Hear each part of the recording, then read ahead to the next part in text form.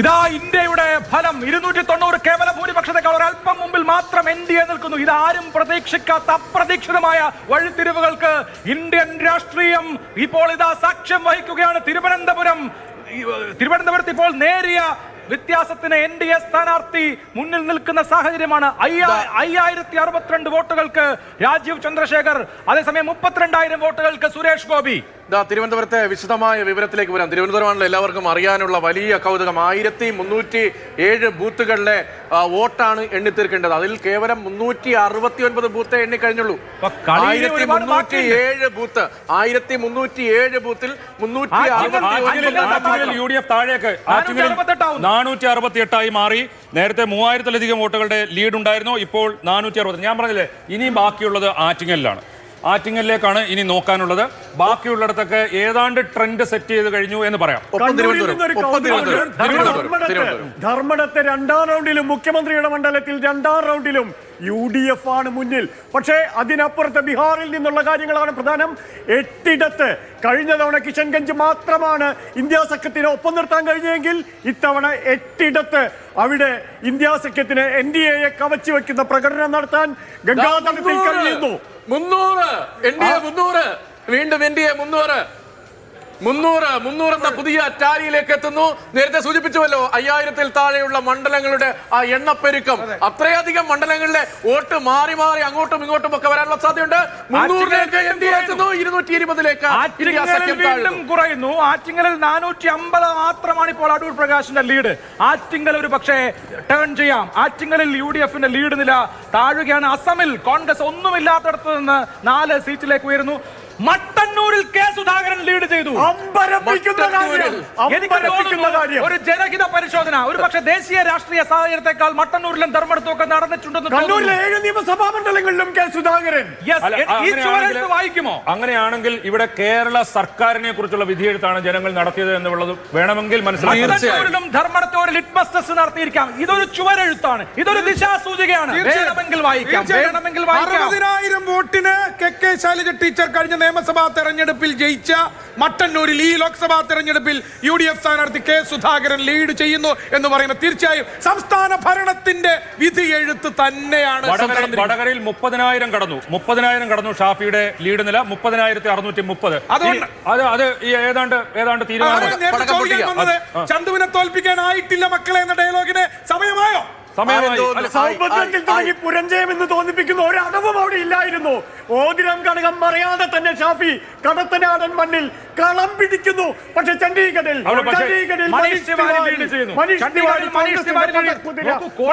മുന്നിലെത്തുന്നു.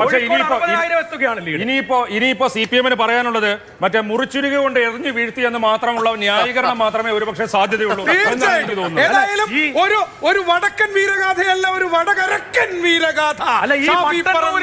ധർമ്മടത്തും തലശ്ശേരിയിലും ഒക്കെ പിറകിപ്പോയ ശേഷം പിന്നെ എന്ത് മുറിച്ചുരുക, എന്ത് വർഗീയത, എന്ത് കാഫിർ പരാമർശം നടത്തിയിട്ടു ഒരു കാര്യവുമില്ല. അത് വളരെ വ്യക്തമാണ്, ജനവിധിയാണ്. ഞങ്ങളെ വർഗീയത പറഞ്ഞു തോപ്പിച്ചു ഒരു തൊടുന്യായത്തിനും പ്രസക്തിയില്ല. ഇതാണ് അന്തിമ റിസൾട്ട്. ബാംഗ്ലൂർ സൗത്തിൽ യുവമോർച്ചയുടെ അഖിലേന്ത്യാ പ്രസിഡന്റ് തേജസ്വി സൂര്യ മുന്നിൽ നിൽക്കുന്നു. മാണ്ടിയിൽ കുമാരസ്വാമി മുന്നിലാണ്.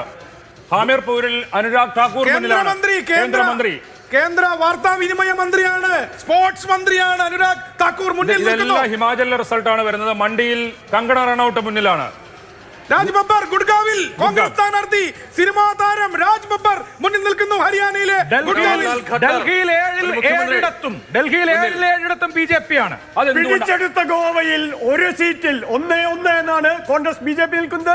ഡൽഹിയിൽ അരവിന്ദ് കെജ്രിവാൾ ജയിലിലായിരുന്നെങ്കിൽ ഒരുപക്ഷെ ഇതിലും മികച്ച പ്രകടനം ആപ്പിനും കോൺഗ്രസിനും പ്രതീക്ഷിക്കാമായിരുന്നു. പക്ഷേ അതിനപ്പുറത്ത് സ്വാതി മലിവാൾ അടക്കമുണ്ടാക്കിയ അനുരണനങ്ങൾ ഡൽഹിയിൽ തീർച്ചയായും മാറിയിട്ടുണ്ട്. ആ നമ്പർ വീണ്ടും മാറിയിട്ടുണ്ട്. 299 300 തൊട്ടില്ല. ചില ദേശീയ 98 മാധ്യമങ്ങളിൽ 298 NDA 222 ഇന്ത്യ സഖ്യം. ഹരിയാനയിലെയും രാജസ്ഥാനിലെയും വലിയ തോതിലുള്ള മാറ്റമാണ് ഇത് റിഫ്ലക്ട് ചെയ്തിരിക്കുന്നത്. പശ്ചിമ ബംഗാൾ ഓഫ് കോഴ്സ്. പാലക്കാട് നോക്കൂ, 32,085 വോട്ടുകൾക്ക് VK ശ്രീകണ്ഠൻ. ഇടതുപക്ഷ ജനാധിപത്യ മുന്നണിയുടെ പൊന്നാപുരം കോട്ടയം എന്നെണ്ണുന്ന പാലക്കാട് ഇത്ര വലിയ വിജയം സ്വപ്ന സമാനമായ വിജയം വി കെ ശ്രീകണ്ഠൻ നേടുകയാണ്. കഴിഞ്ഞ തവണ 10,000 വോട്ടിന് ജയിച്ചെങ്കിൽ ഇത്തവണ തിരിഞ്ഞു നോക്കാനില്ല. ഹരിയാനയിലെ സിർസയിൽ കുമാരി സെൽജ 52,000 വോട്ടുകൾക്ക് മുന്നിലാണ്. ഷെൽജ വിജയം ഉറപ്പിച്ചു കഴിഞ്ഞിരിക്കുന്നു. മുൻ കേന്ദ്രമന്ത്രി, കോൺഗ്രസിന്റെ നേതാവ്, ഹരിയാന പ്രദേശ് കോൺഗ്രസ് കമ്മിറ്റിയുടെ മുൻ പ്രസിഡന്റ് കുമാരി സെൽജ മുന്നിൽ നിൽക്കുന്നു. ഷെൽജയുടെ ഒരു റാലിയിൽ പ്രിയങ്ക ഗാന്ധി പ്രസംഗിക്കുന്നത് ഞാൻ ഓർക്കുന്നു. ഹരിയാനയിലെ ജനങ്ങളോട് അവർ നിങ്ങളെ ഡൽഹിയിലേക്ക് പ്രവേശിപ്പിക്കാതെ തടഞ്ഞു, അവരെ നമുക്ക് അവിടെ നിന്ന് നിഷ്കാസനം ചെയ്യണം. അത് സംഭവിക്കുമോ? CPM സംസ്ഥാന സെക്രട്ടറി MV ഗോവിന്ദന്റെ മണ്ഡലമായ തളിപ്പറമ്പിലും 2ാം റൗണ്ടിൽ കെ സുധാകരനാണ് എക്സ്പെക്ടഡ്. എനിക്ക് മട്ടന്നൂരിലും ധർമ്മടത്തും പിന്നിൽ പോയാൽ പിന്നെ തളിപ്പറമ്പിൽ ഒരു തരത്തിലുള്ള ആശ്ചര്യവും അത് നൽകില്ല.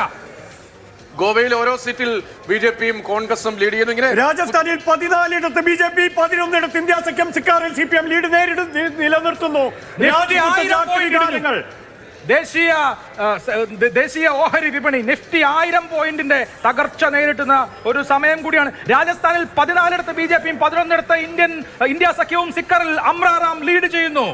ചാലക്കുടിയിൽ നേരത്തെ പറഞ്ഞ കാര്യമുണ്ടല്ലോ, ഇപ്പോൾ അത് 9,818 കുറഞ്ഞു, പിന്നെയും കുറയുകയാണ്. ബെന്നി ബെഹനാന്റെ ലീഡ് 9,000 കുറയുകയാണ്.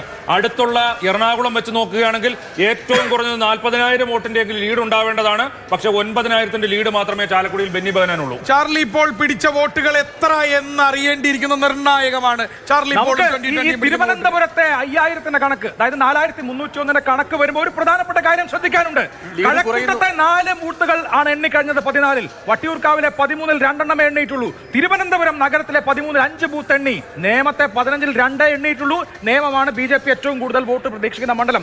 പാറശാലയിലെ 16 3, കോവളത്തെ 16 3, നെയ്യാറ്റിൻകരയിലെ 14 5 എണ്ണിയിട്ടുണ്ട്.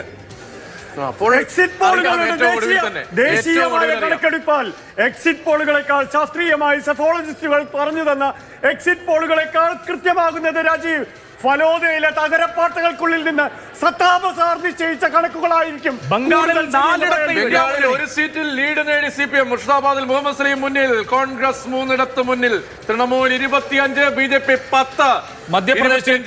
മധ്യപ്രദേശിൽ കോൺഗ്രസ് ഇപ്പോൾ ഒറ്റ സീറ്റിലും ലീഡ് ചെയ്യുന്നില്ല. നേരത്തെ 3 വരെ എത്തിയിരുന്നു.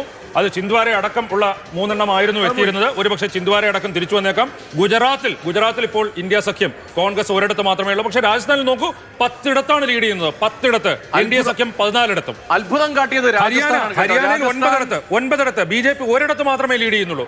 പഞ്ചാബിൽ കോൺഗ്രസ് 8 ഇടത്ത്, ആപ്പ് അവിടെ ഭരണത്തിലുള്ള ആപ്പ് ഒരിടത്ത്, BJP ഒരിടത്ത്.